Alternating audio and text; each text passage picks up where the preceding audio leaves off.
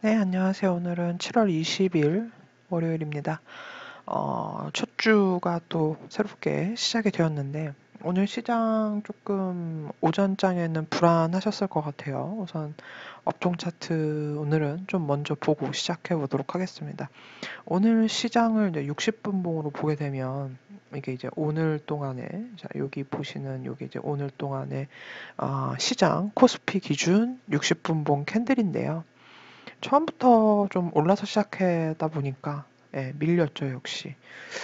요즘 같은 시장이라고 하면은 계속 2200에서 맞고 떨어지고 이런 시장에서는 갭상승을 시작하면 여지없이 맞고 내려가는 그런 모습이 계속 보여지고 있습니다. 근데 여러분들이 아셔야 될 것 중에 하나가 이러다가 갭상승으로 시작을 안 하고 그냥 제대로 시작해서 이 2210, 20을 그냥 쭉 양봉으로 밀어서 뚫는 날이 분명히 올 거예요.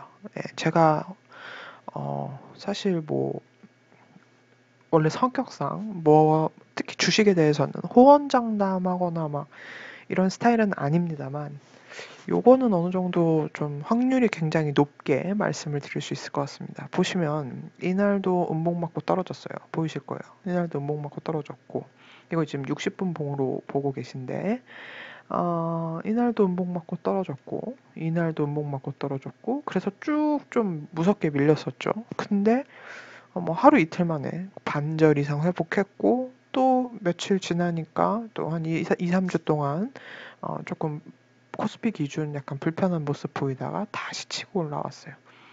다시 치고 올라왔다는 건 떨어질 생각이 없다라는 뜻으로 저는 확실히 받아들이고 있습니다. 그리고 제가 시장 볼 때 가장 중요하게 여기는 것 중에 하나가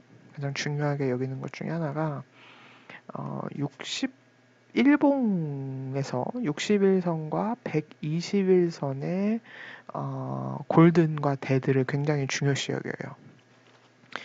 이 말은 61선과 121선의 골든 데드 한번 직접 살펴보시면서 제가 설명을 드려보도록 하겠습니다. 자, 우선 61선이 굵은 보라색 선이고요. 굵은 이 연두색 선이, 초록색 선이 121선입니다. 자, 여기 보시면은 계속 이제 골든이 여기서 나고 쭉 올라갔죠. 올라가면서 시장이 좋은 모습을 보여줬습니다. 근데 이렇게 가다 보니까 어느 순간 한 세포 떨어져서 옆으로 기더니 데드가 났어요. 61선이 121선 아래로 떨어지니까 주가 어떻게 됐나요?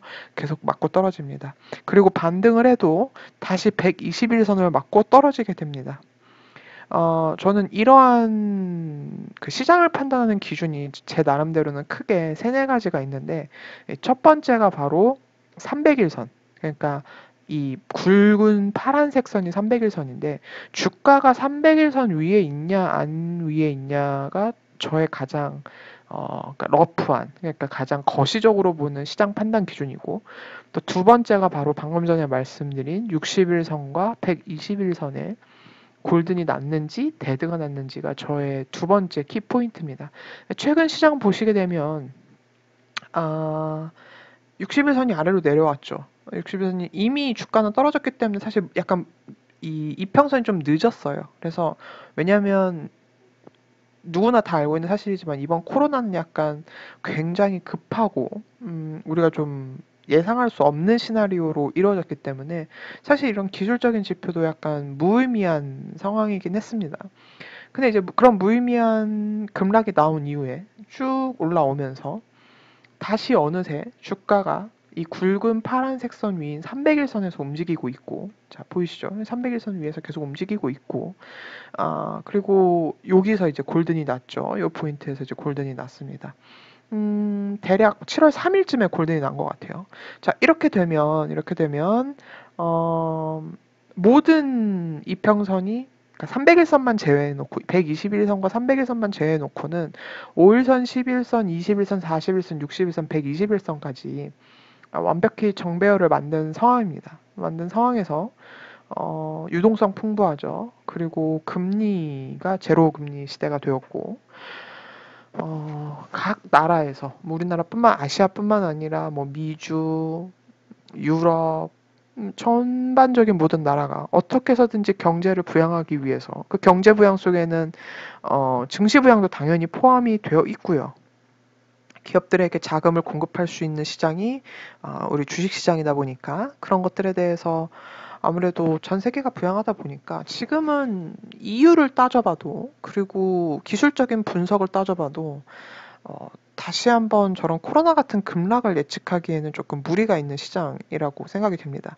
다만 또 급등이 나온다는 것도 좀 말이 안 되죠. 지금 여기서 굉장히 가파른 급등이 나온다라는 것도 좀 말이 안 될 것 같아요. 왜냐하면 실물 경제가 어려운 거는 뭐 두말 뭐 더 이상 그 누구도 의심할 수 없을 만큼 어려운 게 사실이고, 그리고 지금은 약간 눈치 보기 장세이죠. 눈치 보기 장세고 또 섹터별로 실적이 굉장히 다르게 나오고 어떤 섹터들은 어, 코로나 때문에 정말 반토막 또 반토막보다 더 실적이 안 좋아진 섹터들이 있는 반면에 오늘 에코프로비엠이 전기차 단에서 실적을 발표했는데 컨센서스보다 무려 25%, 한 23에서 25%더 높게 잠정 실적을 발표했어요. 그러면서 주가가 어, 시작은 조금 낮게 시작했고 떨어지는 와중에 실적 발표 딱 나오면서 다시 양봉으로 돌려 세웠고 좋은 흐름으로 또 이제 마무리가 되었죠.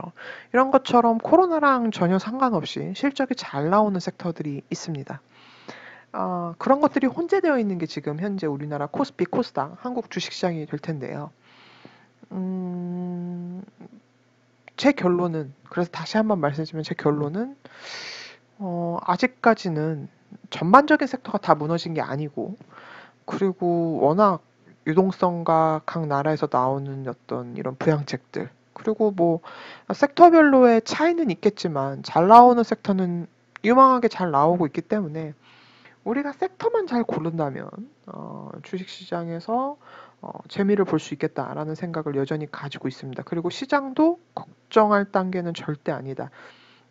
제가 분명히 걱정해야 될 위치가 오면은 걱정을 이제 하셔야 된다고 제가 분명히 말씀드릴 거예요. 왜냐하면 저는 그 누구보다 시장에 대해서, 주식에 대해서는 조금 덜 보수적일 수 있지만 시장만큼은 제가 좀 보수적으로 보는 사람이기 때문에 남들에 비해서도. 그래서 어느 정도 자리가 되면 조금 이제는 조금씩 여러분들 시장에 대해서는 조심을 하셔야 될 것 같습니다라는 말씀을 드리는데 현재까지는 전혀 그런 말씀을 드릴 만한 단서도 없고 제 생각도 그렇게 아직은 그런 일이 발생할 거라는 말씀은 드리기가 힘들 것 같습니다.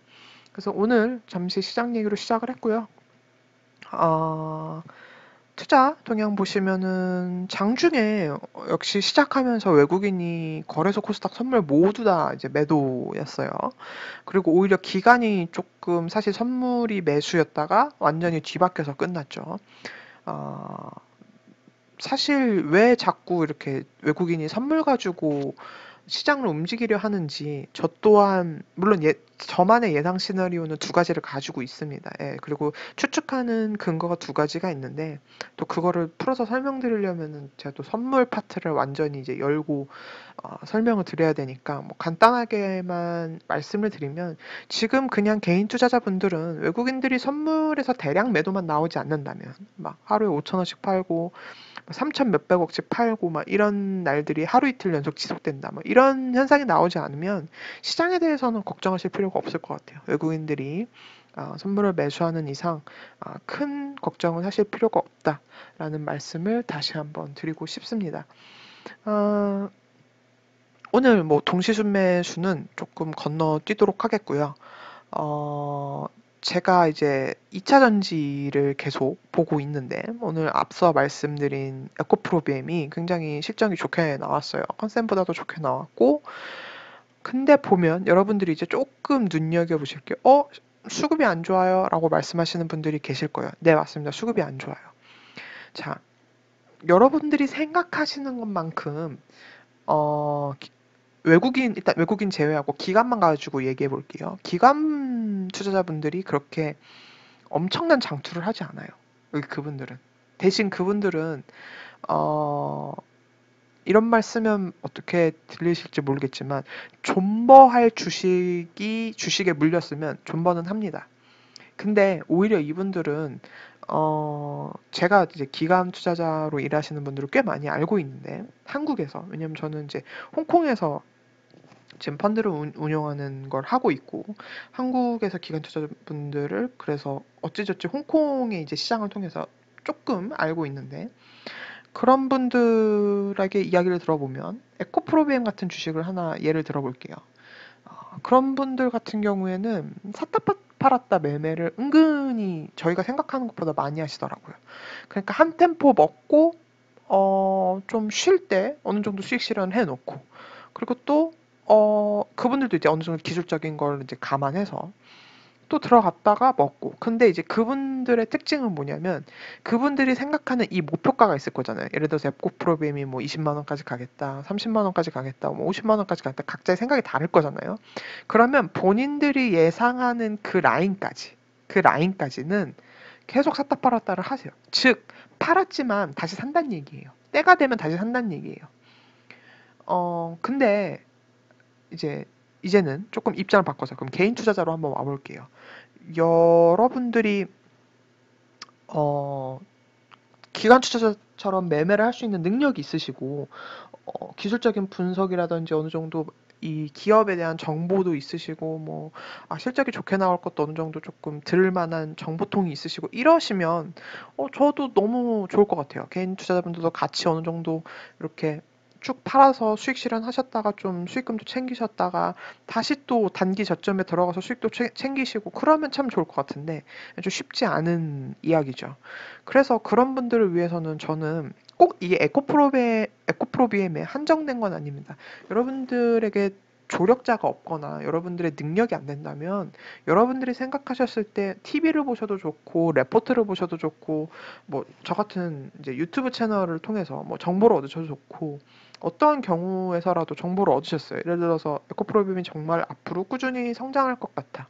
마치 작년에 KMW처럼, 혹은 옛날에 뭐 그 계속 이렇게 올라가는 성장주처럼 계속 성장할 것 같다라고 생각하시면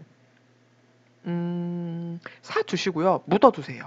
묻어두시고, 근데 이게 왜냐면 이제 벌써 5월 말부터 옆으로 움직이기 시작했잖아요. 이렇게. 물론 중간중간에 장대 항목을 뽑아내줬습니다만, 뽑아내면 뭐예요? 다시 제자리로 돌아오고, 뽑아내면 또 다시 제자리로 돌아오니까 지치실 거예요. 근데 이게 어쩔 수가 없어요. 주식이 더 가려면 지치는 사람이 있어서 매도 물량이 나와야 주식을 더 이제 또 끌어올릴 수 있는 하나의 성장판이 되기 때문에, 그 부분에 대해서 지치고 힘들다라고 하신다면 어느 정도 수익을 실현하고 빨리빨리 올라타셔야 되는데, 그게 이제 불가능하니까 제가 정리해서 말씀드리면, 묻어두시고요.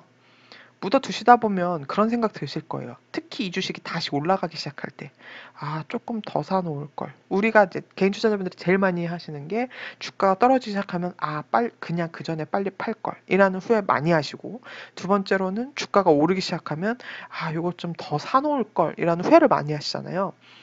어, 분명히 에코프로비엠이 죽을 때까지 이렇게 옆으로 기지는 않을 거예요. 에코프로비엠뿐만 아니에요. 어떤 주식이어도 상관없어요. 뭐 SF 반도체도 상관없고 그 어떤 주식이어도 상관없습니다. 그냥 예를 들 뿐이에요. 저는 옆으로 기는 주식이라는 건 힘을 모으고 있다는 얘기예요. 제가 늘 힘모으기라는 말씀을 하고 있는데, 힘모으기가 끝나는 시점이 분명히 올 겁니다. 그때는 이렇게 장대 항목을 올려놓고 이렇게 떨어지는 일이 없어요. 그 다음 날도 또 장대 항목으로 나올 거고, 그 다음 날도 양봉, 적어도 중간에 음봉 도지 정도 몇 개 나오면서 계속 상승이 나올 거예요. 뭐 요런 거 참고해 보시면 좋을 것 같아요. 요런 모습. 요런 모습이 분명히 또 나올 겁니다. 그럴 때는요, 차라리 그때 물량을 더 추가하세요. 그게 제가 볼 때는, 물론 이게 불탁이라고 해서 우리가 이제 떨어질 때 추가하는 것을 물탁이라고 하고, 올라갈 때 타는 걸 불탁이라고 하는데, 저 불탁이 정말 싫어요, 개인적으로. 그리고 권유 드리는 것도 솔직히 아니라고 생각하는데, LG화학이나 이런 에코프로비엠이나 향후 2차 전지는 계속 성장할 거잖아요.